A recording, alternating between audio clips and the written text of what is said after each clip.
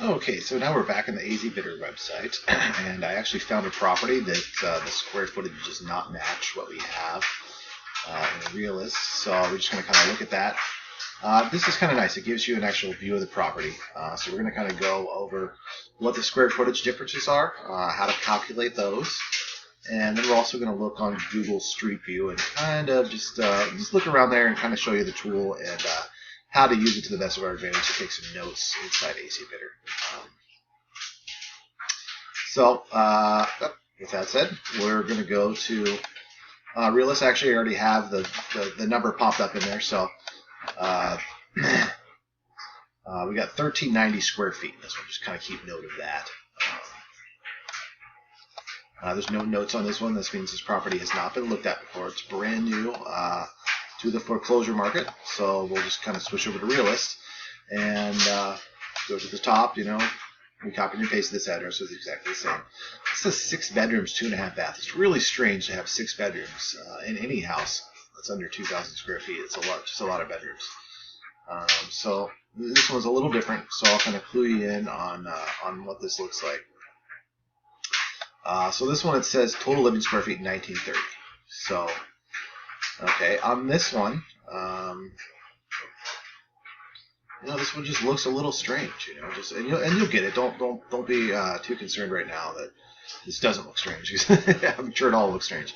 So what we're gonna do is we're gonna take this address, and I already have it copied from the other page. So I'm just gonna take this address, copy this, open up a new window. Open up Google Maps, and I'll show you what I'll send you a link for this, or just kind of remember or whatever. Paste, search, and we are moving to written. Okay, so let's just see what this looks like. So what I like to do is just kind of look around the property and see, what's up, what's around there, basically. It's Renton. Most of the areas we're looking at here are rather populated, so you're going to find that most of these populate on Google Maps. Sometimes they don't; they'll be blue on the side. This one, unfortunately, does not. So I can still go in there, just hit this, load it up in there, drop this guy right there. Sometimes it'll take us in there, sometimes not. It's nice to have the street view of Google. So you go back into this one, and this one actually does have a street view. So it's just one of the tools this has. Oh, no, it doesn't. Okay, so it doesn't have a street view at all. So I'll just kind of go back and show you why those numbers look strange to me. So we have 1930 square feet. So obviously the 1390 that's in there is wrong. So we got to do a little math here, kind of figure out exactly, what we're looking at, why that number is so different. So we got finished basement 540. So 540 plus 1390. That's going to give you around about, what is that?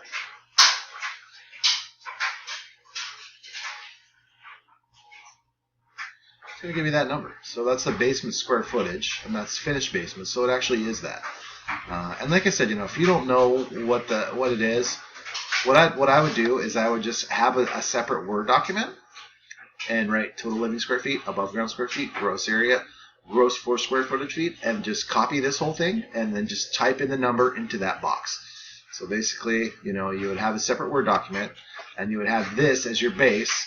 And then you would have these numbers in there, and just copy and paste them all in there. We'll be able to figure it out from there. If you can't figure it out either way, that's kind of the best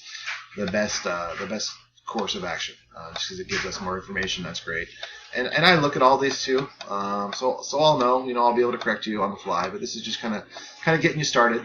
And like I said before, I don't exactly know all the square footage things. They're different every time. It's kind of a strange thing. This one, it looks like, being that this attached garage is 550 square feet. It looks like they may have just, and that's why I wanted to see the front view of this one. It looks like they may have just turned this garage into actual usable square footage. I'm not sure if that's true or not, but that's what it looks like to me. And that's one of the things we wait for a garage report for. or I'm sorry, a drive report. A garage report, a drive report. So yeah. Anyway, on this one, since it is that total living 1930, I would just write it as this, and then we're going to have a separate little code, just you and I, just so I kind of know that you're looking at it. We'll just go total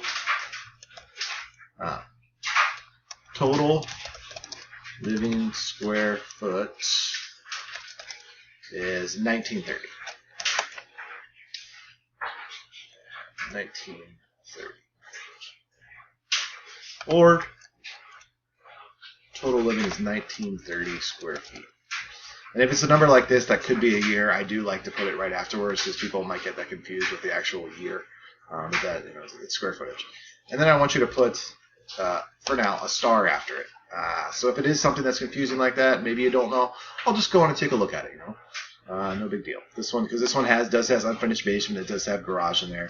And typically what happens is if this number is real close to this number, and you don't see anything else but above ground square footage, and then this, sometimes that's what that means. Hard to say without Google Street View or a past MLS number, which we don't have in this one. Oh, actually, we do have it. Let's check this out.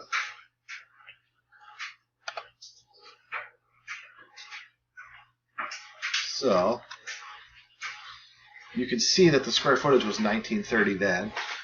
I'm going to open this up here in a bigger view just to kind of look and see.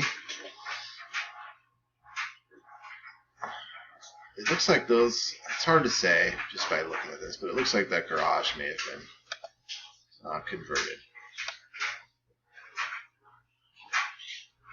So this one doesn't give us a whole lot, and that's fine. Just write square footage is 1930, and then put the little star right, like I said.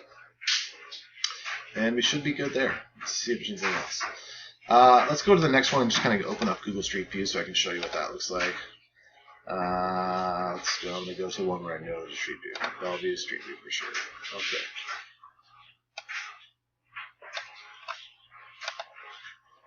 So we're looking on this one. We're going to verify this 1470. It's a very big lot size, or Bellevue anyway.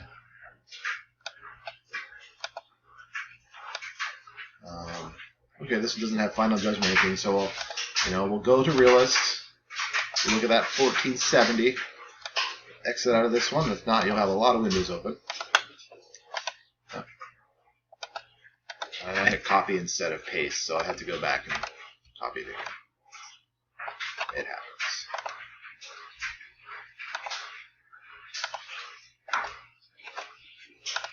Paste it in there. Bellevue. Okay, 2600. That's quite a difference. You're gonna need to put that in there. And that's that's the biggest. If you're looking at a 1400 square feet versus a 2600 square feet, that's going to be a huge difference. It's obviously someone's going to pay more for a 2600 square foot house than they are for a 1400 square foot house. So this one, total living 1600, great. This one has unfinished basement is 340. So just to break down the math for you, 2600 is the total living. That's not including the garage. That's just the total living square feet. So this number is the gross area. This does include the garage. So this is 3380 minus 4040 minus 3040, and that should probably be 2600, and that's your living square feet. This extra 340 square feet, we can convert this to livable square footage and get more money for the house.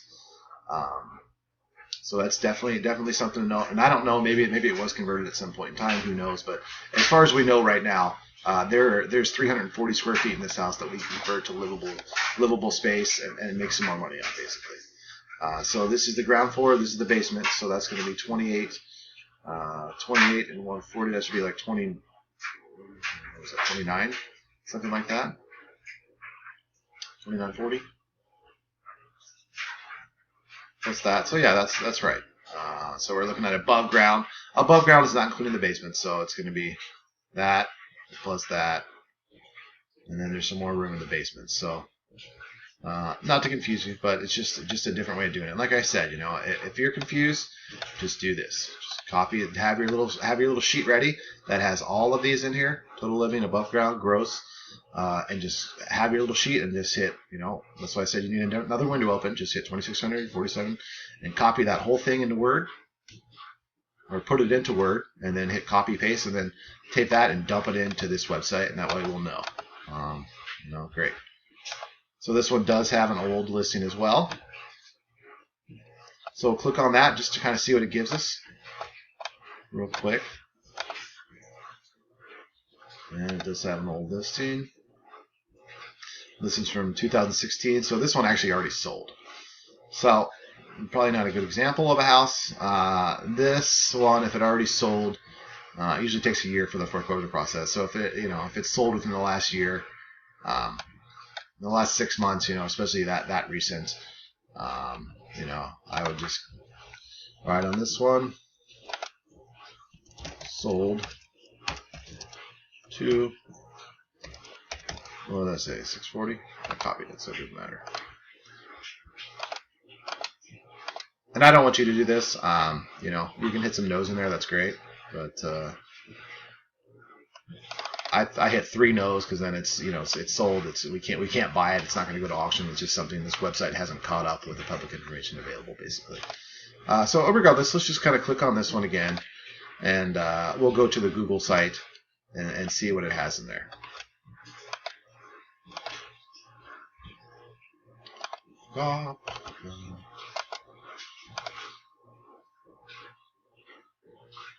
And so I just kind of look at the overhead view on this one. If it's close to a park, like this one is, it backs to a greenbelt. That's great. So people like that. It gets more money if it backs to a greenbelt like that. So you got all this empty space in here, which is I don't know what it is, a park or something, whatever the case may be. That's great. It backs right to that. So you don't have a neighbor looking over in your backyard, basically. Let's just go and see what this looks like. You click on the property, and I'm not sure if you ever used Google Maps before. Use it all the time. So basically, I want to see that address. So you can look on it many different ways. Sometimes I zoom in on the house, there's just literally tons of ways I do it. So you can see our address is 15741. That's 15744. In the United States, it's even on one side of the street, odd on the other. So this is an even number, 15744. So we want the other side of the street on this one. So I'll zoom out and just kind of find what our property looks like. Is that it? 15749. So I'm going to drive down the street a little bit. And we kind of know what this one looks like because it was already on there, so no big deal. And I'll just go back here and say, okay, it's that one right there. And then I'll go back and to Google, and it sure does look like that one probably. So let's see. That's it, 15741, 15741. That's us. A lot of times it'll be right there. Sometimes it'll be on the side of the house. Sometimes you just got to guess, if there's no view of the picture, sometimes you just got to guess. Something like this where it backs to a greenbelt, I'd probably write that in there. Don't worry about this for now, but it's just something I would do. What I look for when I'm looking on Google Earth is how close it is to other houses. Basically, if there's a real bad house next door or a mobile home or something like that, I would probably write that in there. And this is something I'll do. You don't have to worry about this. If it's close to If it's close to a commercial property, like say it has a restaurant next door or something like that, I would write that in there for sure. But it's just a tool basically to help you know what you're looking at and know what the property is about basically. And you'll find that most of the properties that we look at do have some kind of view on them. So it's right here. It backs to that. It's great. If the property was say right next to a school, I would write that. And you can see it has most of the stuff in there. It has Starbucks in there. This, if we zoom in, this looks like a school to me. Okay, so this is Microsoft. That's great. You can literally walk to Microsoft through the woods. That property is probably going to sell for well over $1 million just because people don't like to commute, and you can walk to Microsoft. It's great. Okay, well I think we're done for this section. This is just more of what you're going to be doing, so I'll just add it in there.